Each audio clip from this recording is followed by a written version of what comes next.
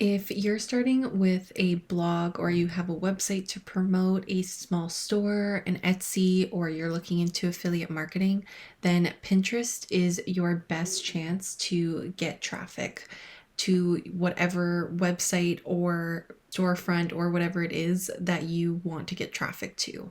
Pinterest makes it so easy to get people to click off of Pinterest and onto whatever web page you're looking for.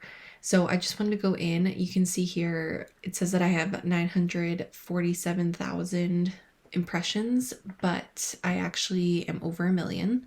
It just hasn't updated for today at 1.15 million. You can see here the actual number is. And this is all from a strategy I started on Thursday, December 12th. So you saw like a small increase and then it starts going and going and then nonstop, like just Pinterest just growing and growing. And so I know now how to do that and how to keep it going. And I'm just going to show you some higher level stuff for what you need to do in order to get the traffic to your website as well. So you can see here in the last 21 days, that's like the growth. I mean, in like less 21 days, which is 3 weeks to get to 1 million impressions. And I think it's just going to continue to grow and grow, which is incredible. Basically, the first thing that we need to talk about, I'm just showing you like a bit of an overview here, is what niche you're going to be in. So when it comes to Pinterest, there are a few niches that do better than others. So some popular ones are home decor, recipes, fashion, DIY, and all of those are, I'm going to show you on here. You can see that they also have seasonal trends as well within there. I would like to change it to US just because there's a larger market there. But my niche before switching over a little bit was remote jobs, which is still a good niche on Pinterest and it still did well for me. But pairing that with home decor and office decor has really improved my Pinterest so much. So if you have a niche for your blog or your website or your Etsy store, and it isn't necessarily something that is perfect for Pinterest, you can always slightly adjust it so that it is good for Pinterest.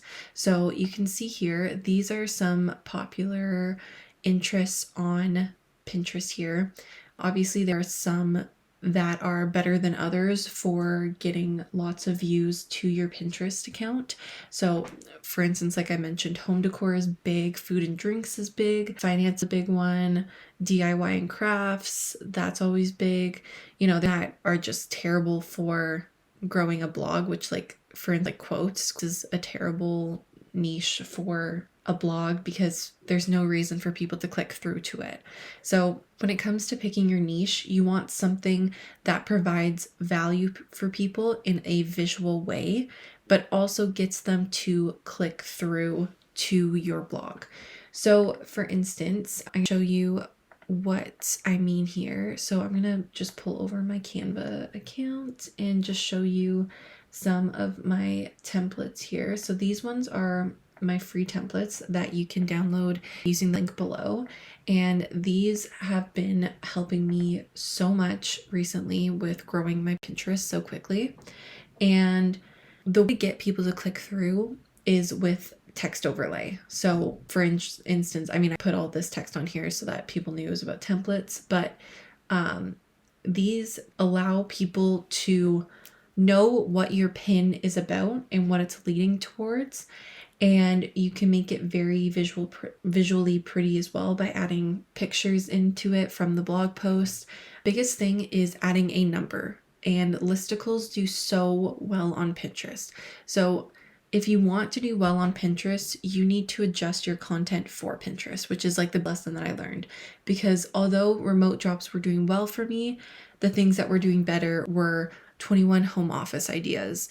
And it just takes a little bit of adjusting to really pop off on Pinterest. So if you are in a fitness niche, for instance, and you want to do well on Pinterest. Even though fitness already kind of does well on Pinterest, you can incorporate other things that also do really well on Pinterest. So if you're doing it on fitness, you can talk about healthy recipes. These are 15 healthy recipes that help me lose 30 pounds. You do the best 15 sports bras on Amazon and then have affiliate links for that as well. So those are the kinds of things that you need to look into if you want to do well on Pinterest. And these are some of the templates that I created that you can download for free. I also have some paid ones in link below as well if you are looking for even more. I'm always changing it, but that's basically what you need to know about niche selection, and you can expand. You don't need to be in such a small niche and only post about that stuff, especially on Pinterest. Pinterest doesn't care to only have your things going out to one niche. Like, I've been able to post pins on my one account to my one website on food recipes, on home decor, and I just relate it all back to the overarching niche, which is about remote working. So there are possibilities to further expand, but if you want to do well on Pinterest, you need to do your keyword research and your niche selection for things that will do well on Pinterest. So going off of that, I talked a little bit about appealing posts, but other things that I do well with Pinterest is just having these plain pictures as well. So although I do have ones that show like the text overlay, these pictures do really well for inspiration as well. They don't get as many click-throughs, but they still do get click-throughs, and people save them to their boards. Saves to me are very important. I know everybody wants to focus on engagement, but saves show Pinterest that you are trustworthy. It shows Pinterest that the things that you are posting, people like and they engage with and they interact with it. So I like posting these more just like savable images with the other images that have text overlay, if that makes sense. So this is all just about creating pins that are visually appealing for people to click through to. The other thing that you want to make sure that you do is that you are posting consistently. So I have been posting consistently around 30 to 60 pins a day for the last 3 weeks, which is why I saw this explosion of growth. And with the templates, I'm able to do it very quickly, less than an hour a day, just creating the pins, because I already have all of the content created. I just link to it. And that is creating a content calendar or just scheduling and keeping track of your posts. So that's how I'm doing this here. I showed in my last video how I made this. So you can see it in there if you want to, but all I do is every time I write a new blog post, I put it in here with the number of images, even though this isn't that necessary to be honest, and I also put the last time it was posted on Pinterest, because I want to keep track of when I posted it, so that one, I'm not posting too many times to the same URL, but two, that I am posting to all of the URLs that I have available. You want to make sure that you're keeping track of it so that you're not spamming Pinterest, and that you're also keeping track of the types of pins that you use for this. You want to just switch things up. You don't want to keep posting the same thing over and over again. Pinterest really values new content. So that is part of the consistent posting schedule as well. And we also need to talk about keyword research. So I love using PinClicks. I had an affiliate link with them if you do want to try PinClicks out. I use it in every single one of my videos because I just love the tool so much. If you use the link in my bio, I do make a small commission. I'm really appreciative if you use it. You also don't have to. But I love Pin because it shows you things that you can't just find on Pinterest. So I love especially using the keyword research and the interest explorer.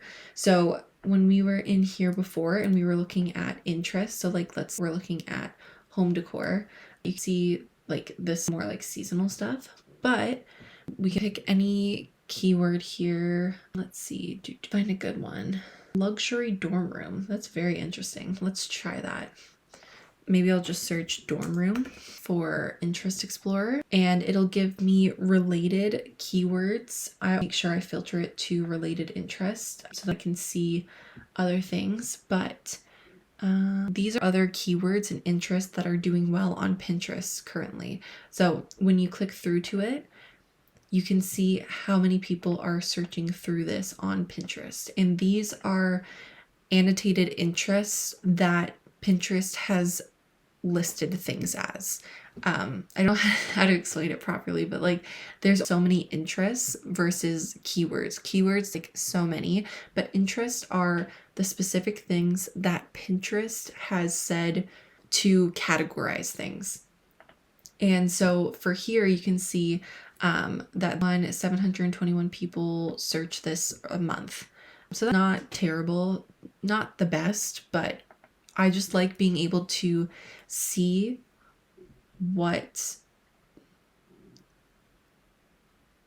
the search volume for things so that you know what to create. So this is how I do my keyword research for finding keywords to write about for blog posts.